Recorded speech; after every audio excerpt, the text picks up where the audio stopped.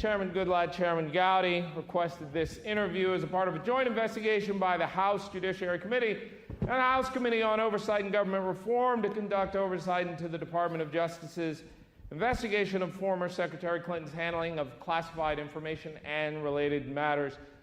Could the witness please state his name and position at the FBI for the record?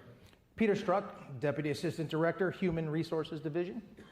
Good morning, Mr. Struck. You are a special agent with the Federal Bureau of Investigation. Yes. When did you enter on duty with the Bureau? I entered on duty with the Bureau in September of 1996. You are currently at the rank of Deputy Assistant Director, is that correct? That's correct. And a Deputy Assistant Director in the FBI is a fairly high rank, as I understand it. I would call it a mid-level senior executive. Okay. So you're a member of the Senior Executive Service? I am.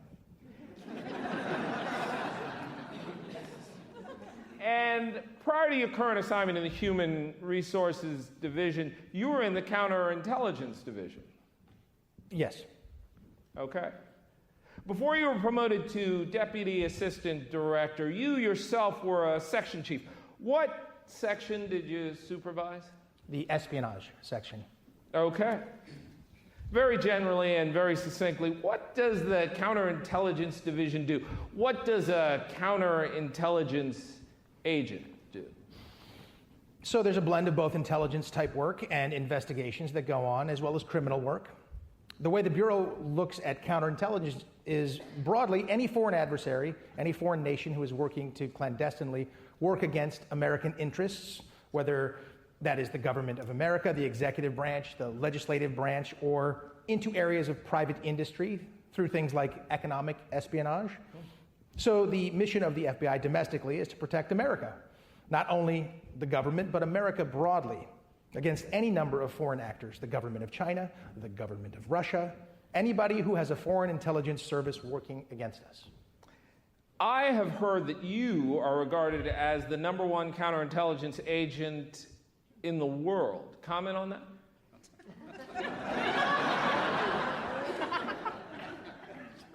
That's kind for whoever said it.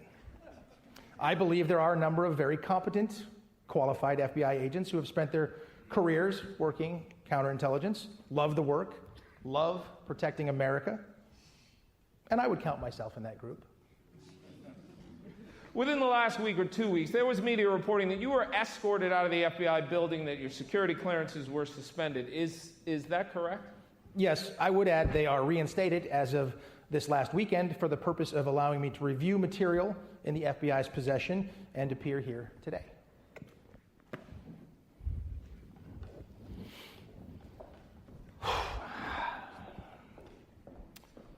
Comfort Dog stopped by today because the handler figured we needed it, 4 exclamation points. Next to the portrait of Eric Holder, which is wildly offensive.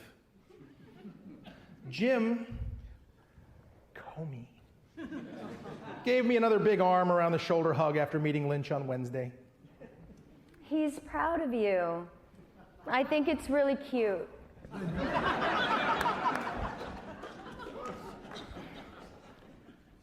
Are you kidding me? Duck Dynasty and now Scott Baio? Ridiculous. What are you talking about?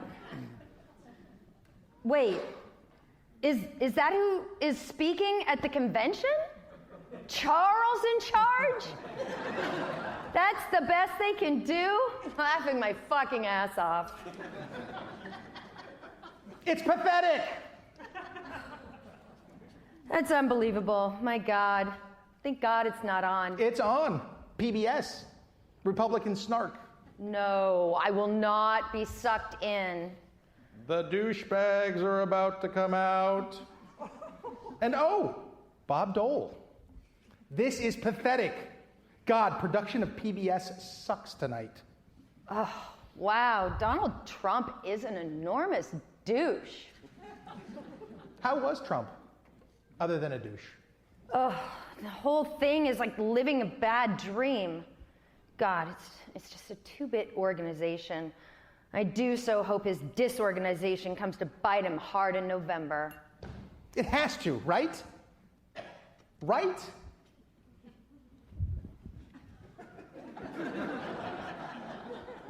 Panicked. Hopefully you get home in time for crazy-ass grain storage pyramid Ben Carson tonight. Hell, look at the top 6. I think the downfall of Rome was like this. Mitch McConnell always reminds me of a turtle. My God, the crowd looks so bored. And Paul Ryan's a jerk. Trump is a disaster. I have no idea how destabilizing his presidency would be. Good afternoon. This is a transcribed interview of Lisa Page, a former Assistant General Counsel at the Federal Bureau of Investigation. Chairman Goodlatte, Chairman Gowdy requested this interview as a part of a joint investigation by the House Committee on the Judiciary and the House Committee on Oversight and Government Reform. Would the witness please state her name and last position she held at the FBI for the record? Lisa Page. I have always been an assistant general counsel at the FBI, but the last informal role I held was as special counsel to the deputy director of the FBI. When did you become special counsel to Andrew McCabe, the deputy director? Well, I was his special counsel first when he was executive assistant director over the National Security Branch. He becomes EAD in about July 2013. I joined his team in September 2013. He becomes ADIC in September 2014. He becomes ADD September 2015. And then in February of 2016, he becomes deputy director, and he asks me to join his team as his special counsel.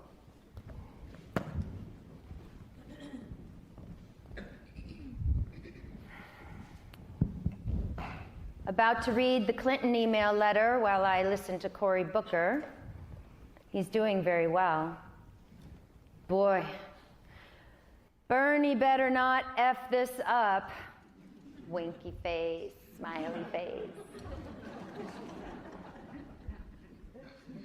Jesus Christ, how can he talk that long?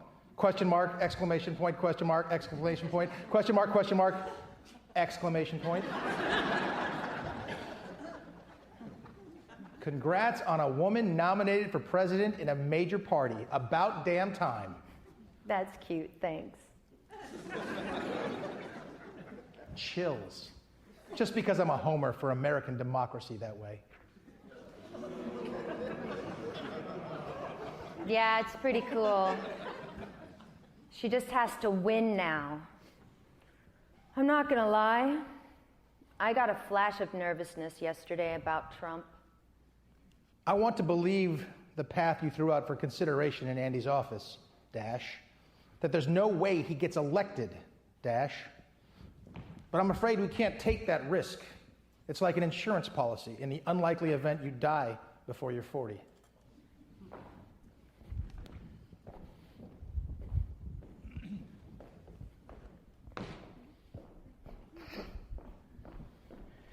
All right.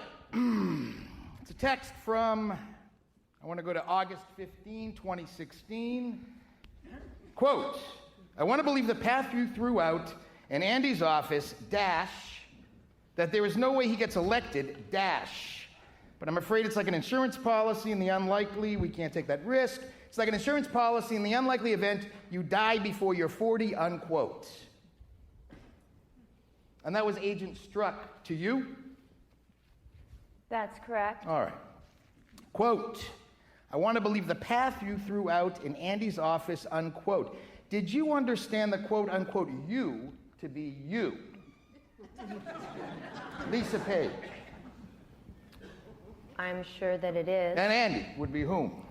Andy McCabe. Is there any chance it could be any other Andy? No, I don't think so. How long did this conversation last? I have no idea. Do you recall anybody else being present? Typically, I imagine that there were. Andy and I would have certainly had meetings individually. It would have, but because FBI is as hierarchical as it is, it would have been unusual for Pete, who at this point was probably still a section chief, to have been in a meeting without at least his superior, his boss, or even his boss's boss. That's just how we operate. We tend to bring the whole chain of command. What do you make of the dash? I want to believe the path you threw out in Andy's office, dash, that there was no way he gets elected. What does that clause, quote, that there was no way he gets elected, unquote, modify? I don't remember. And this is, so, I'll be honest, I don't remember precisely this event or this meeting. And in fact, I went back and some time ago looked at a calendar, and there was nothing on the calendar that there was sort of a formal meeting. But I do sort of know the sentiment that the text was meant to reflect, if I could just explain that. Sure. I just want you to keep in mind, we are 15 days into a then nascent counterintelligence investigation. Yes, I understand. If that helps put it into context. It definitely does. So upon the opening of the Crossfire Hurricane investigation, we had a number of discussions up through and including the director regularly, in which we were trying to find an answer to the question, right? Which is there someone associated with the campaign who is working with the Russians in order to obtain damaging information about Hillary Clinton? And given that it is August before the election, we were very aware of the speed and the sensitivity that we needed to operate under. So if he is not elected, then to the extent that the Russians were colluding with members of his team, we're still going to investigate that. But if he becomes president, that totally changes the game. Can you explain what you meant by that text? Yeah, absolutely.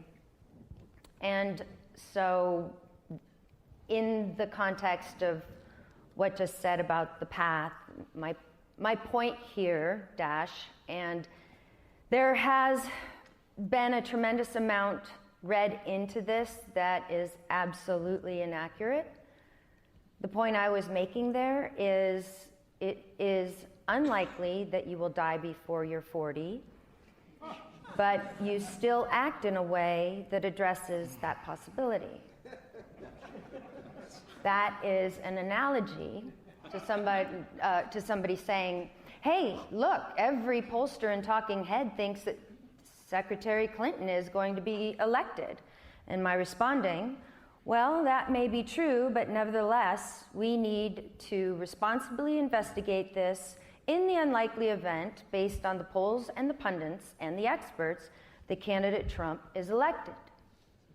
And I'm looking at a text that you sent to Special Agent Strzok, quote, Trump's not ever going to become president, right, unquote, right? And then Strzok, the agent who originated this counterintelligence investigation, who is a point of contact, who drafted the initiating document, he responds, quote, no, he's not. We'll stop it, unquote. Right. Well, so that's a different sort of context.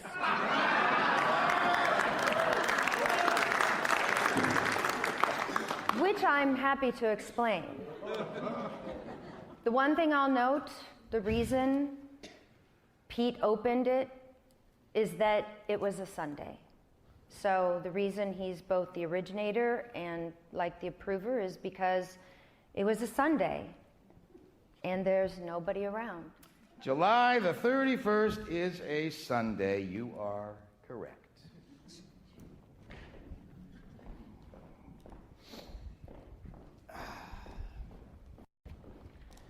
All right. And your response was no, period, no, he's not, period. We'll stop it.